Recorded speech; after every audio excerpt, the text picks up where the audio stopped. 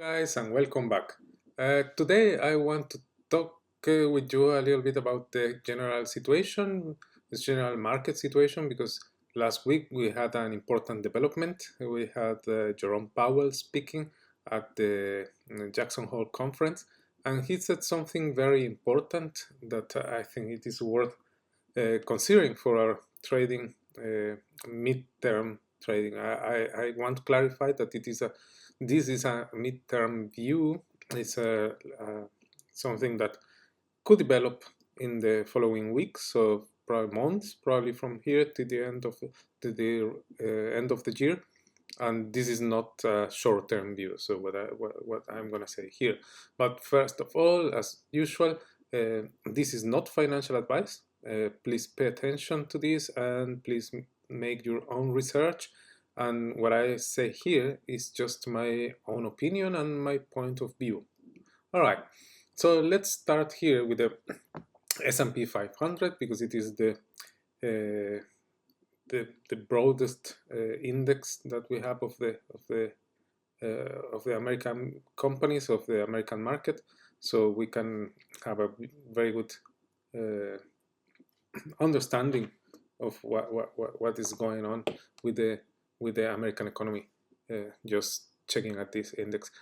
So what we have here, we are going 3 weeks. This is weekly chart, so we are having three uh, bullish weeks. So we are going to the upside quite heavily. So this means that there's a big confidence in the markets. And well, so talking about what I mentioned at the beginning about the what Jerome Powell said, he said something very important. So he said that it is time to adjust the policy. So basically, he said that they are going to start cutting interest rates. So this, of course, was taken very positive by the market. So we can see here the DXY, the dollar index, just fell sharply last week. So we broke through a important support level. So we're still holding support here at the tip of these wicks. So, and it looks like we can hold support here before going down to the next level. Anyway, so so he said this. So basically, we're gonna have rate cuts. This means that the dollar is gonna be cheaper, and that's why investors interpret this as more liquidity. So that because it is cheaper to borrow money, it's cheaper to get credits to buy things.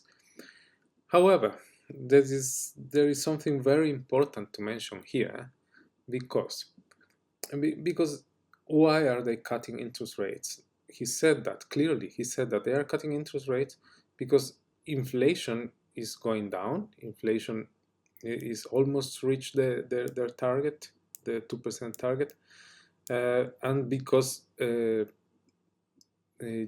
jobs are being deteriorated. So jobs are not being created as in the same rate as before. So there are some job losses, and that's signaling for them that it is time to cut interest rates. So on the other hand, for us, that also signals that the economy is deteriorating, the economy is slowing down. So if you see that inflation is coming down, it means that there's not a high demand as it used to be. Because if prices are coming down, it means that companies are reducing their prices because they don't have enough demand as they used to have.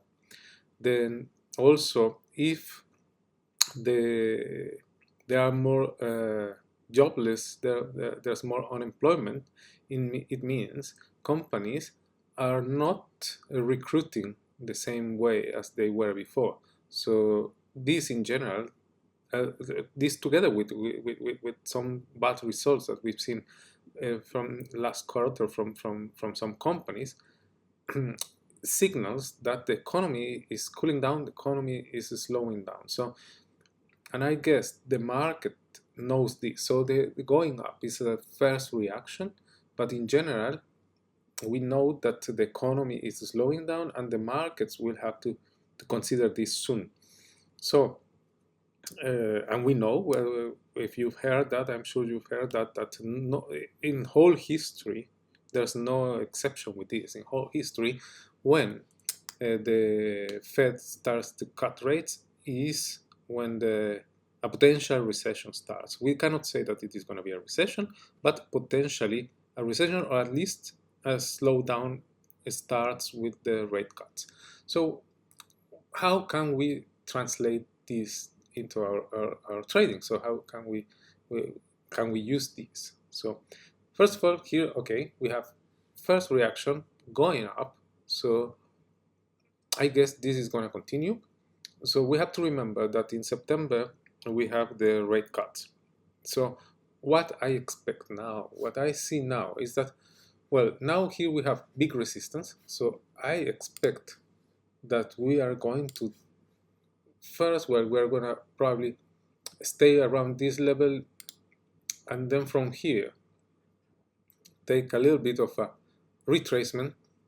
You can use Fibonacci if you want to see if we go to the 0.5 or to what level do we go. So you can use Fibonacci if you want to be more technical. So we go here, and then we can say, okay, we go down to the 0.5, or just to the 382 or the 618. So we will see. So let's say we are around the 0.5.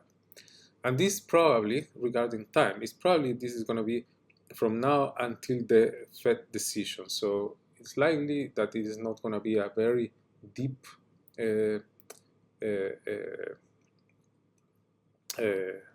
retracement. So it's just going to be probably just to the 382 retracement, and then take some impulse and go up. And it is likely that we will blow up the tops of all markets. So it looks like we can do something like this at the moment.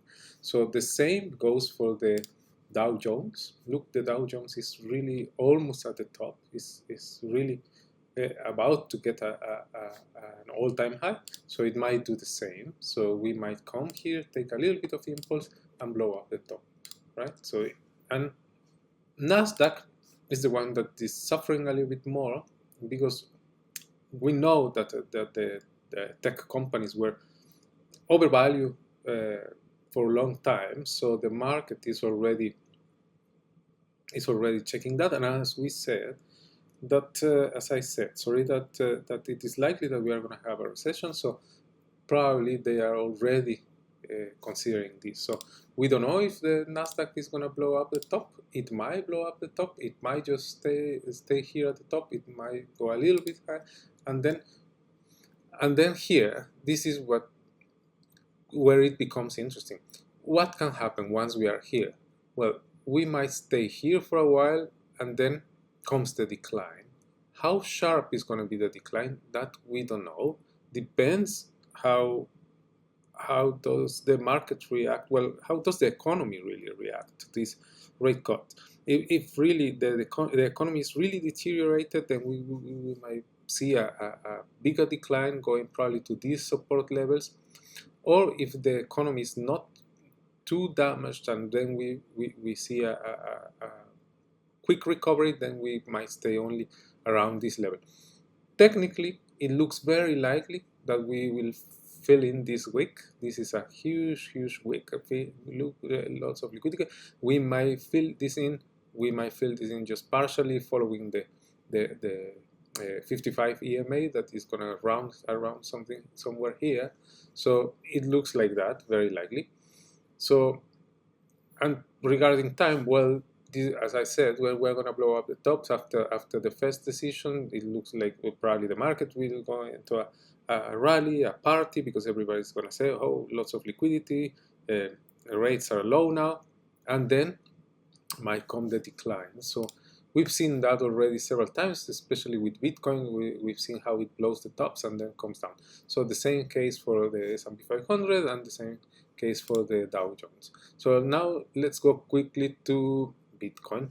So how is Bitcoin going to take this? Well, first of all, I remember I said last week that it was very likely that we fill in this week it didn't happen. So we hold this 55 EMA very well as support. So we went up this resistance support level. Now is support level. We went up this support level, and then we are taking this as support, this level. So it is likely for Bitcoin, it's likely like do something like this, a very small retracement, maybe here, maybe just here, and then because Bitcoin at the moment it looks really bullish, and then we will go up, and very likely we'll go and blow up the tops. Maybe why not a new all-time high touching the 76,000. It is likely to happen. That is likely to happen.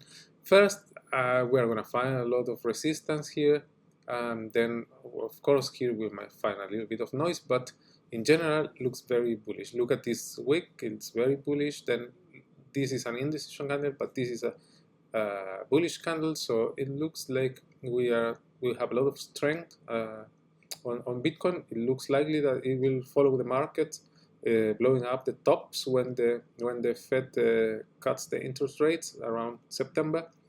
Then we have the upward, and then we'll see how Bitcoin reacts to all this. So we'll see after if there is a slowdown in the economy. After that, if markets price in the fact that the economy is deteriorating, we'll see if Bitcoin follows the markets, and from there we have a decline to test again these support levels, or if Bitcoin finds what is set to be its purpose to be as a safe value. So we have to see. For sure, there's going to be at least a retest to these highs, so we might come here, and then from here see if we continue up or if we go down. So I just wanted to do this quick update, general point of view. Remember that this is a long-term, mid-term, I would say, mid-term view. So we'll see what happens from here first to September, and then after September the potential rise, and then let's see if how everything goes with the American elections in November and the end of the year, which is always good for the markets because there's always increased demand. But if we have a sharp decline or a more pronounced decline on the markets, it might be by the beginning of next year. So we'll see. Thank you very much for watching, and I'll see you in the next one.